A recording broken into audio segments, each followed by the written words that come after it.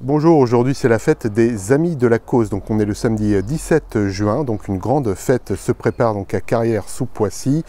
Voilà, avec on va être nombreux pour manger et la Cause, comme vous savez peut-être, est un peu pionnière depuis plus de 100 ans dans l'édition de livres chrétiens et surtout de livres pour malentendants, notamment là il y a des versions audio de la Bible sur un stand, voilà. Donc là les invités sont pas encore arrivés, hein, ça va, il est quoi, il est 9h10 et ça commence à 10h, donc j'aurai l'occasion d'intervenir pour une table ronde sur le numérique, sur la pertinence du numérique, etc. Voilà, donc c'est un peu l'inconnu comme dans tous les vlogs, je sais pas encore ce que vous allez voir, mais en tout cas je vous souhaite une très bonne vidéo. Voilà, au milieu des livrets des éditions, c'est là où vont se tenir les tables rondes, les animations intérieures, j'espère que le temps sera avec nous et qu'on pourra bien manger à l'extérieur, mais voilà. Donc là c'est la présentation et là où va se dérouler la table ronde.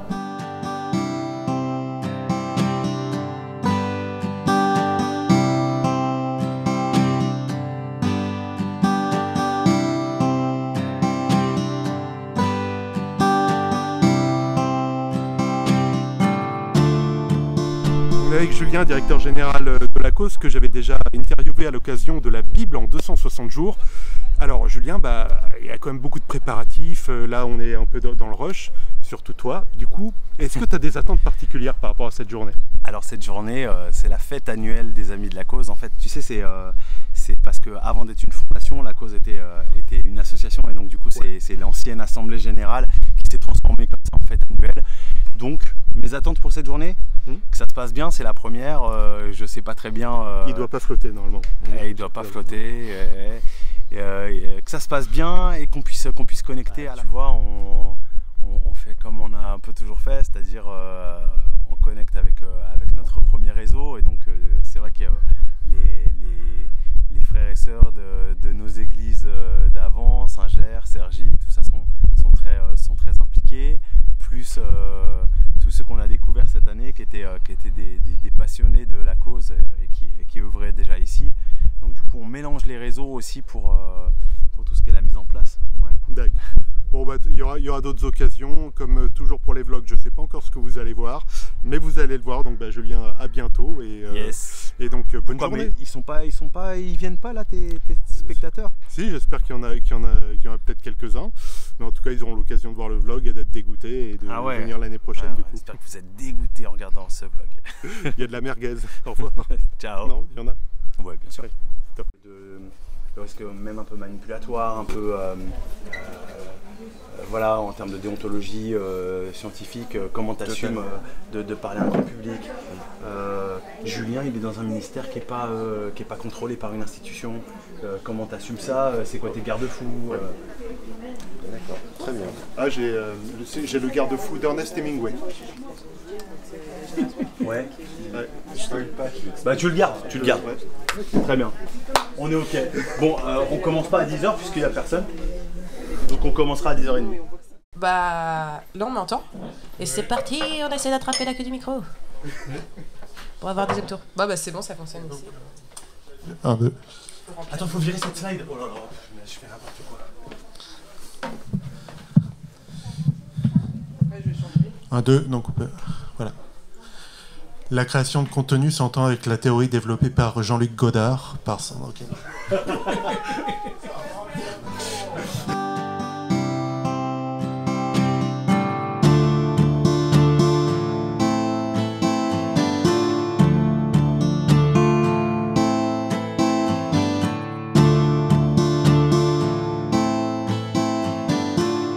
Je suis avec David Vincent, on va partager tout à l'heure une table ronde. Je ne sais pas ce que donnera la captation, c'est pour ça en fait. J'ai envie de te demander, je pense connaître la réponse, mais c'est assez intéressant en fait. Comment t'es venu l'idée de partager sur YouTube? Alors c'est une très bonne question, c'est venu en 2 étapes en fait. La première c'est quand j'ai commencé à découvrir toutes les questions liées à l'histoire et tout ça. Ça m'a passionné, je me suis dit mais je vais le partager avec les gens que je connais, donc avec les gens avec qui j'étais à l'église notamment. Et en fait ça a été un peu le choc parce que la plupart des personnes avec qui je discutais étaient totalement indifférentes. Là, je me dis, zut, je pensais que ça allait intéresser tout le monde et pas du tout. Et en fait, à l'époque, j'ai découvert, alors c'était pas encore YouTube, c'était les blogs. Et en fait, j'ai commencé avec un blog. Ah oui, donc t'es quand même un ancien. Voilà, oui. Tu fais partie de la génération et des blogs. J'ai vérifié, en fait, j'ai commencé il y a à peu près 11 ans. C'était vers 2012. Donc j'ai commencé et j'écrivais des articles de blog. Et l'avantage, c'est que du coup, en fait, j'embêtais plus personne. C'est ceux qui étaient intéressés qui venaient. Et après, YouTube, c'est exactement le même principe et c'est ça que j'aime beaucoup sur YouTube. C'est qu'en fait, ceux qui viennent regarder tes vidéos, ce sont ceux qui sont intéressés et t'es plus obligé. Et alors, le passage du blog à YouTube, c'est tout simplement sur le conseil d'un ami, Ritz, que je salue, et qui m'a dit, mais en fait, vas-y, passe à YouTube, quoi. D'accord, et alors est-ce que, moi je sais qu'au début sur YouTube j'ai commencé, donc si vous suivez cette chaîne vous le savez, c'était pas une Principio mais c'était la combe avec du podcast et je montrais pas ma tête. Toi, est-ce que ça t'a posé un souci la première fois où tu allumes la caméra et il y a ta tête quoi? Alors bonne question aussi, en fait non ça m'a pas posé de souci, mais parce qu'il y avait eu toute une réflexion déjà sur le blog précédemment. Parce que bon, il peut y avoir plusieurs enjeux, il peut y avoir un enjeu de vouloir être anonyme. Et ça en fait j'avais tranché la question parce que, alors je m'affichais pas partout sur le blog et tout ça, mais il y avait quand même une présentation voilà, où j'expliquais qui j'étais. Déjà je trouve que c'est plus agréable de savoir, voilà. Et surtout, bon, comme j'abordais des fois des sujets un peu sensibles, j'avais pas envie qu'on me reproche, et une fois on m'a fait la critique, mais heureusement j'avais pu dire non, regardez je suis affiché, d'être anonyme en fait pour parler, tu vois. Oui. Et du coup ça a tranché. Et après c'est vrai que simplement parler des fois ça peut être plus facile, mais je trouvais que voilà, et puis en même temps ça m'entraînait à une prise de parole publique, tout ça, car on se rend pas compte, mais être enregistré en fait, c'est surtout quand tu es tout seul, c'est vraiment difficile. Et du coup voilà, c'est un travail, et donc pour moi c'était une évidence en fait de me filmer aussi, voilà. D'accord. Ok, donc là actuellement tu participes, j'ai vu, aux discussions de l'église donc du jeudi. Tout à fait. Est-ce que tu peux un peu parler de... Parce que on avait déjà évoqué avec Gilles Boucaumont que j'avais interviewé l'église, mais on n'avait pas détaillé en fait ce rendez-vous du jeudi. Est-ce que tu peux un peu nous en parler? Oui, actuellement en fait ils ont donc 2 rendez-vous. Le lundi c'est un culte en ligne et le jeudi en fait c'est une émission d'actualité qui pour l'instant est sur Twitch. Alors on réfléchit peut-être sur YouTube ou tout ça, donc je vais pas... voilà. Mais en tout cas l'idée c'est qu'on est en direct. Il n'y a pas de rediffusion en intégralité. Ah, d'accord. C'est ce qui est important. Ça garde la philosophie de l'église d'avoir voilà, du direct. C'est ça, c'est en fait uniquement du direct. Et en fait, en général, on aborde trois sujets. Donc on est 3 animateurs, Émile, Lou et moi, avec des profils ecclésiaux assez différents. Mais je dirais le point commun qui permet que l'émission tourne bien, y compris sur des sujets polémiques. Par exemple, le jeudi dernier, on parlait de l'avortement. La semaine précédente ça a été la transidentité, enfin c'est globalement on est d'accord, voilà, on a des échanges vraiment fraternels. Et l'avortement d'un enfant issu de la transidentité. Non, je plaisante. Non, vous connaissez voilà. Mon humour c'est une blague. En tout cas voilà, il y a les sujets un peu compliqués, mais je dirais on arrive à discuter sans être agressif ou tout ça, et du coup je pense que c'est ce qui permet de faire fonctionner l'émission. Donc voilà, donc c'est discuté chaque jeudi soir, donc il y a 3 sujets d'actualité en général qui sont traités en 30 minutes chacun. Voilà. Ça marche. Bah écoute, merci. Puis de toute façon, normalement, parce que comme souvent en France, les choses ont du retard, on va, je crois, pas tarder à aller à la table ronde. Donc à tout à l'heure. À tout à l'heure, Julien. Il y a des habitués dans cette journée de fête, des gens qui viennent depuis très longtemps, et il y a des personnes qui viennent pour la première fois. Donc je crois que le point commun, c'est que chacun se demande qu'est-ce qu'on va faire cette année, qu'est-ce qu'on va faire aujourd'hui. Ok, donc du coup, la question c'est, pour nous ce matin, c'est comment on partage des convictions, comment on partage l'évangile, au-delà de prêcher dans une église, au-delà d'être dans un groupe de prière, dans un salon chez quelqu'un. Donc à ma gauche, à votre droite, David Vincent. Alors ça va être très compliqué parce que lui il s'appelle David Vincent, Julien Delplanque et Gloria Malonga. C'est pas compliqué. C'est pas compliqué. David, Vincent, Julien. Le seul problème, c'est qu'on s'appelle tous les deux Julien, donc il va falloir que vous reliez bien. Je vais commencer par toi, Julien. Parce qu'en fait, tu sais, sur l'affiche, j'avais mis jeunes influenceurs. Tout à fait. J'avais mis jeunes influenceurs et puis bah, tu sais, après je me suis dit oui mais attention, on arrête d'être jeunes à un moment donné, toi et moi, on est déjà plus très jeunes par rapport à David et Gloria. On est des vieux jeunes, mais on est encore des jeunes. Ah c'est bon ça. Et c'est dans la tête. Julien, pour commencer, en fait, on se connaît un peu. Je voudrais que tu te présentes et puis je voudrais aussi que tu nous fasses part de toi, ton chemin, notamment ta conversion. Comment ça s'est passé? Parce que justement, ça s'est pas passé dans un des lieux hyper classiques pour lequel nos églises, les églises de France se battent et tout ça. Tu t'es converti sur une autre plateforme et je voulais te demander, voilà, qui es-tu, Julien, et quel est ton chemin? Effectivement, donc j'ai Julien, donc j'ai 22 ans, je les ai 2 fois. Et effectivement, il se trouve que j'ai été touché par le Seigneur sur un canapé confortable avec du popcorn et dans une séance de cinéma. Il se trouve que c'était en 2005, j'avais 26 ans à l'époque. Il se trouve, je suis passionné d'histoire, donc j'avais déjà lu la Bible, mais par intérêt, je dirais, de recherche. J'y avais trouvé quelques enseignements pertinents, mais j'étais athée. Athée, même assez militant. Et il se trouve qu'un ami m'a proposé, parce qu'un an après la sortie de La Passion du Christ, ils l'ont repassé dans le cinéma où j'étais à l'époque, à Ivry. Il m'a dit, bah, viens voir La Passion du Christ. Je te dis rien, on va voir. Alors bon, j'avais déjà eu des vieux films sur Jésus. Je m'étais dit, bon, pourquoi pas. Et ben, en sortant de la salle, j'ai pas pu parler pendant un quart d'heure. Alors, j'ai pas pleuré, mais je me suis dit, cette personne a fait quelque chose pour moi. Je sais pas encore quoi, voilà, mais j'avais la conviction que cette personne avait fait quelque chose pour moi. Et après, bah, c'était le début de mon parcours. Donc, un vlog, tu peux expliquer ce que c'est? Ouais, un vlog, en fait, c'est un blog. Vous savez, il y a quand on écrivait des lettres, un journal intime, c'était donc un journal intime. Ensuite, c'est devenu les blogs, à savoir sur Internet, on écrit sa vie sous forme écrite. Et il y a les vlogs, le V pour vidéo, tout simplement. Donc c'est essayer de se filmer, voir ce qui pourrait être intéressant pour des personnes et qu'elles puissent peut-être, via les vidéos, en regardant, se dire finalement il y a des gens assez cool en église, il y a des gens qui quand même ont une réflexion, pourquoi pas un jour franchir le pas et de se rendre dans un temple ou une église. Donc c'est un journal intime mais à grosse diffusion, hein. C'est ça. Faut pas raconter n'importe quoi. Oui, non en effet. Et donc du coup ta chaîne, In Principio, t'es environ à 2500 abonnés, tu fais des vidéos un peu moins, ouais, mais c'est ça. Presque, voilà.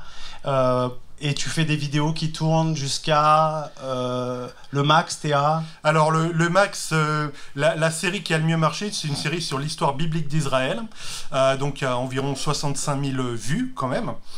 Et la vidéo, alors c'est assez étonnant, la vidéo isolée qui a le mieux marché, c'est une vidéo qui a rien à voir avec la théologie. C'est qu'à côté de ça, je suis fan de Formule 1, et c'est une vidéo sur le duel entre Ayrton Senna et Alain Prost.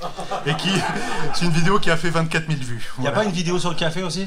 Et une vidéo sur le café qui a très bien marché, sur l'arabica, la provenance et comment bien réussir un café à la cafetière à piston. Du coup, la tactique, c'est de mettre des vidéos qui viennent... Tout à fait, ouais, tout à fait. Qui viennent générer la petite vidéo sur le café ou sur Ayrton Senna dans une chaîne de théologie et venez regarder ce qui se passe après parce que à la fin de tes vidéos, tu mets un truc, regardez la vidéo d'après. Tout à fait, et la première chose qu'a fait Ayrton Senna juste après avoir gagné son titre, on l'entend crier dans la voiture et rendre grâce, justement. Et donc du coup, tu as fait une passerelle. Tout à fait. Ok, voilà, donc ça c'est pour Julien. On continue avec toi, Gloria.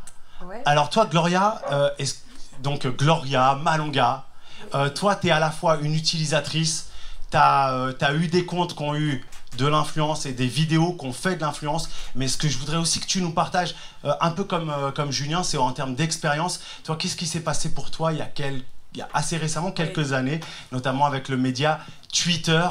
Et tu peux juste, au passage, rappeler, expliquer vite fait ce qu'est Twitter.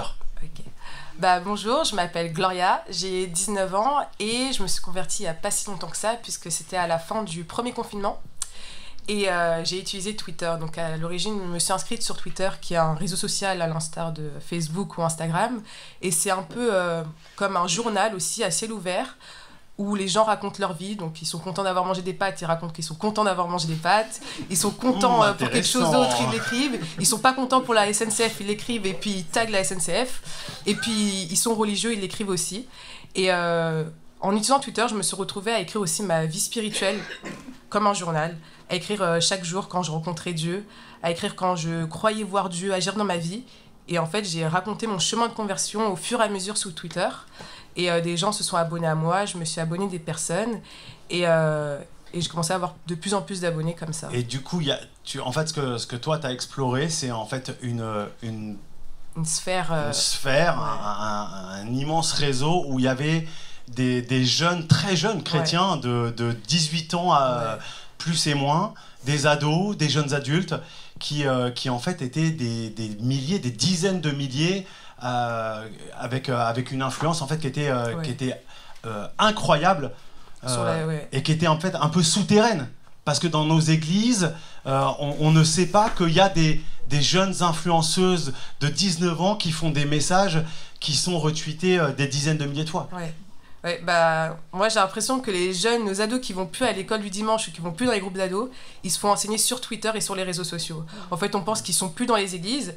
Oui, ils sont plus dans les églises physiques, mais ils sont dans des églises numériques et ils se font influencer par des personnes qui ont 3000 abonnés, 2500, moi c'était à l'époque mon chiffre, 10 000 abonnés, et ils suivent ces personnes comme des pasteurs, ils suivent ces personnes comme des chemins spirituels, on peut dire. David, toi, ton ministère numérique est maintenant relié même institutionnellement. Enfin, qu'est-ce que tu peux nous raconter sur toi? Qu'est-ce que tu fais des réseaux sociaux et qui es-tu? Tu sais qu'ici, David, t'as une carte incroyable, parce que ton maître de thèse, un des deux maîtres de thèse, est une star dans cette salle. De qui s'agit-il? Alors, donc, je fais effectivement actuellement une thèse donc, sous la direction de Patrick Cabanel et Sébastien Fath. Donc, je travaille sur un mouvement religieux du 19e siècle, pour ceux qui connaissent peut-être un peu les darbistes. Voilà. Alors, non, en fait, ça a quand même un rapport avec mon utilisation des réseaux sociaux, puisque j'ai commencé, en fait, justement, c'est ce que j'expliquais un peu à l'autre Julien dans le vlog qu'on a tourné avant cette table ronde. C'est que c'est au moment où j'ai commencé mes études d'histoire, j'ai découvert pas mal de nouvelles choses qui m'intéressaient beaucoup, notamment sur l'histoire de la Bible, l'histoire de l'Église et tout ça. Et au départ, je me suis dit, je vais en parler avec d'autres personnes de l'Église. Et j'étais très enthousiaste, je me suis dit, forcément, ça va intéresser tout le monde. Et puis, en fait, non, pas du tout. Les gens n'étaient pas forcément intéressés, et je me suis dit, au lieu de faire un peu le relou et de parler avec des gens qui en fait sont pas intéressés, tu peux expliquer? Au lieu d'être un peu lourd et d'essayer de parler avec des gens, enfin de parler de sujets avec des gens qui sont pas forcément intéressés par ces sujets, je me suis dit je vais plutôt commencer justement un blog, comme parlait Julien. Alors moi le blog ça n'a jamais été pour raconter ma vie privée, c'était plus pour partager un peu mes études d'histoire, voilà ce que je découvrais. À l'époque j'étais beaucoup intéressé par exemple par la Septante qui était la traduction grecque de la Bible. Gloria justement, alors, merci pour la question, comme ça on enchaîne. Gloria, qu'as-tu fait de ton compte Twitter et de tous tes abonnés? Eh bien je l'ai supprimé il y a 1 an à peu près. Mais pourquoi donc? Parce que, comme on le dit, avoir des réseaux sociaux, c'est super, on peut partager ce qu'on aime avec les autres, les personnes s'abonnent à nous, on a de l'influence, mais du coup, les personnes s'accrochent à nous, nous écrivent en privé pour nous raconter que ils sont nouveaux convertis, qui veulent des conseils dans la foi. Alors, 1 personne, ça va, 2 personnes, ça va, mais 20 personnes par jour, ça devient compliqué. Puis, il y a des personnes qui sont chrétiens et qui viennent nous voir et nous dire « il se passe ça dans ma vie », et puis on se retrouve à répondre « je suis désolée, je peux pas t'aider, je pense que tu dois aller voir la police parce que là c'est grave ce qui se passe ».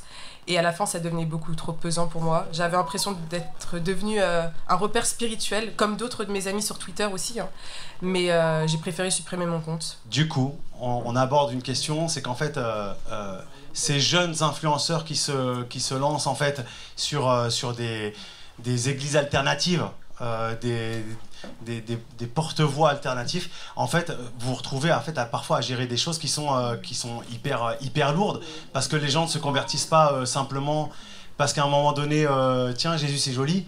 Souvent, en fait, il y a des histoires hyper lourdes derrière. On peut se faire juste un petit... Est-ce que tu connais à peu près l'âge moyen sur ta chaîne? Quel âge as-tu, David? Alors, moi, c'est pas un secret, j'ai 30 ans. Alors, moi, justement, j'apporterai une petite nuance parce que, pour le coup, YouTube fournit des statistiques très précises. Et moi, j'ai vraiment une grosse diversité sur ma chaîne. Okay. Ça va de 16 à 80. Et même parmi les gens très actifs, je sais, parce que, en fait, un des formats de ma chaîne, c'est un direct tous les dimanches soirs. Ouais. Il y a des gens de 60, 70 ans qui sont là toutes les semaines. Donc moi, c'est vraiment une grosse diversité au niveau de l'âge et qui ne correspond pas forcément à mon âge, à moi. Ok. Ouais. Mais parce que c'est aussi un réseau différent en fait de Twitter. C'est-à-dire que YouTube est quand même, on pourra en parler aussi sur d'autres thèmes, le contenu proposé est très différent car il y a quelque chose qui n'a pas été dit, mais le principe de Twitter c'est aussi 140 caractères, même si après on peut enchaîner. Donc, alors que YouTube... 140 caractères, donc c'est des messages qui sont très très courts, qui font le format d'un SMS en fait finalement sur Twitter. Ça va très très vite, c'est pas des propos développés. On peut pas faire un texte intro conclusion 3 parties. Voilà. Ouais. Alors que là sur YouTube on peut développer par exemple les directs que je fais le dimanche ou alors maintenant le jeudi aussi parce que je travaille pour un cadre institutionnel de l'EPUDF. Voilà, tu peux raconter ce que tu fais avec l'EPUDF. Oui, en fait l'EPUDF a lancé une paroisse en ligne qui s'appelle l'Église et donc on est 3 animateurs venant de 3 paroisses différentes. Et toi Julien, tu as des statistiques un peu sur ta chaîne qui tu touches? Oui, les personnes de 7 à 77 ans, comme dans la chanson. Non, mais effectivement, c'est aussi large, ça va des ados aux personnes relativement âgées. Je sais qu'en revanche, il y a 80% de messieurs, à peu près 20% de dames. Hein. YouTube donne même ses statistiques. Donc, c'est un public plutôt large et beaucoup de personnes d'Afrique francophone, notamment. Toi, c'est pas dans un cadre institutionnel, on en avait parlé un petit peu. Qu'est-ce que tu vois, toi, comme danger pour toi? Est-ce que je peux te poser la question? En fait, je lui avais dit que je lui poserais la question. Notamment en termes d'orgueil, d'ego. Gloria a dit qu'il y avait des gourous sur Twitter. Qu'est-ce qui nous garantit que toi, t'es pas un gourou sur YouTube? Alors, il y a aucune garantie, mais je mets moi-même des garde-fous. Non, il y a quelques garde-fous, effectivement, c'est pas une chaîne institutionnelle, du coup il y a un ton qui est assez libre. Il y a quand même je me permets souvent de mettre un avertissement, que les propos n'engagent que moi et pas notamment le conseil presbytéral de Cergy-Pontoise, parce que je suis président du conseil presbytéral de Cergy-Pontoise. Donc les propos n'engagent que moi. Et mon garde-fou, en fait, c'est ce que je te disais, c'est Hemingway a dit ceci, en fait, quand il crée du contenu, enfin il écrivait, mais quelque part c'est du contenu, il disait, alors effectivement, attention, l'abus d'alcool est dangereux pour la santé, mais il disait ceci: j'écris ivre, mais j'édite sobre. En gros, quand je commence à créer, à filmer, je me laisse pas de barrière, je m'impose pas de barrière. Il y a le flux, le flow de la création, mais après, sobrement, je regarde ça, même si c'est une chaîne qui n'est pas institutionnelle, je peux quand même pas le dire, donc je coupe au montage, voilà. Donc c'est comme ça que je me modère. Les trolls, les haineux, les rageux, c'est tout le vocabulaire qu'on déploie pour parler en commentaire des personnes qui sont tellement méchantes, qui en commentaire peuvent mettre, alors que tu as passé 2 heures à faire une vidéo, et pour un détail, peuvent te sauter dessus avec une haine invraisemblable. Ouais, donc il y a de ça aussi. C'est une exposition. Tu as fait une vidéo, tu as lu 5 bouquins pour faire une bonne vidéo, tu as pris soin à ta lumière, et là tu as... Hein, ça va pas, tu racontes n'importe quoi. Et sans argumenter, parce qu'on peut être critique, mais il faut argumenter. Voilà, le phénomène des fake news, des théories du complot, c'est vrai que c'est quelque chose qui nous impacte. Il y a un effet grossissant des théories du complot sur les commentaires des réseaux sociaux, parce que ça va tellement vite et c'est tellement simple de chez soi d'aller mettre de la haine sur les réseaux sociaux. Et mon meilleur souvenir, je pense, c'est quand j'ai rencontré des personnes avec qui je parlais depuis des mois dans la vraie vie pour distribuer des bibles et des choses comme ça. Et ça, c'était super, je pense. Ouais, donc de passer du numérique au physique. Ouais, c'est ça. Ouais, grosse expérience. C'est ce qu'on veut faire, je tease. C'est ce qu'on veut faire avec le tour de la Bible aussi. Il y en a qui suivent le tour de la Bible ici. Ouais, quelques-uns, ouais, quand même. Oh. Donc, attention, il y aura une annonce. Un jour, on veut se rencontrer physiquement. Hein. Alors, les pires expériences, bon, c'était surtout au début des réactions très violentes. Quand on n'est pas habitué, c'est vrai que ça impacte quand même un peu psychologiquement. Après, moi, ce qui m'a beaucoup aidé, c'est que c'est vrai que la progression sur les réseaux sociaux, pour le coup, s'est fait justement de manière très, très progressive. Au début, il y avait un peu... Et donc, sur une dizaine d'années, là, ça fait un peu... Ce que je disais à Julien, ça fait du coup 11 ans que j'ai commencé. Et donc, on apprend petit à petit à gérer justement toutes les remarques qui peuvent être... Alors, des fois, ça peut être sur des questions de fond. Des fois, moi, ça m'est déjà arrivé, des gens m'ont dit « t'es moche ». Bon, voilà. Après, c'est pas grave, ça passe comme ça. Voilà. Mais... et non, et par contre, la meilleure expérience, c'est plusieurs fois, j'ai eu des retours, des gens qui m'ont dit, même sans le savoir, par exemple, je pense à un commentaire, une fois, il y a une personne qui m'a dit, sans le savoir, David m'a accompagné dans mon chemin sur le baptême, voilà, des choses comme ça régulièrement, voilà. Ok, super. Bah écoutez, encore merci à tous les trois. On vous retrouve quand même assez souvent à la cause tous les trois, hein, j'espère. Gloria qui nous a aidé notamment pour la préparation du séjour aveugle, qui nous aide sur les événements solo, duo. David aussi nous a aidé pour la dernière garden party et voilà, donc on les retrouve tous les trois. Si vous êtes des amis de la cause, vous ne pourrez pas passer longtemps à côté de ces trois-là. Ok, merci encore.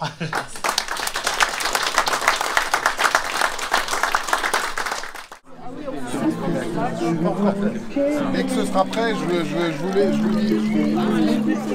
L'eau citronnée.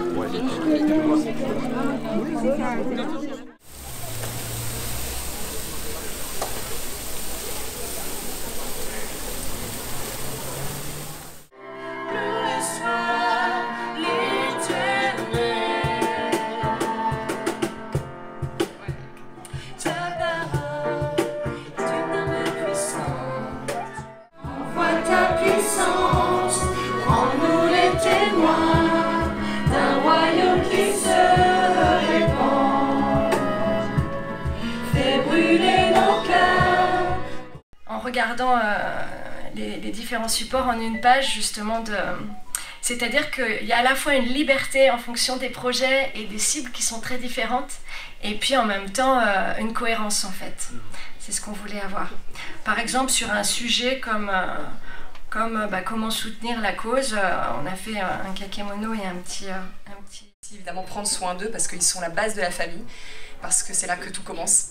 Et on propose aux couples qui le souhaitent, que ce soit des couples bébés-couples ou des couples qui ont déjà cheminé depuis super longtemps, un séjour qui est un peu prototype, parce qu'il croise Bible et neurosciences. Je suis sur la finalisation du montage du vlog que vous regardez et je me rends compte que j'ai même pas tourné de conclusion, donc la voici.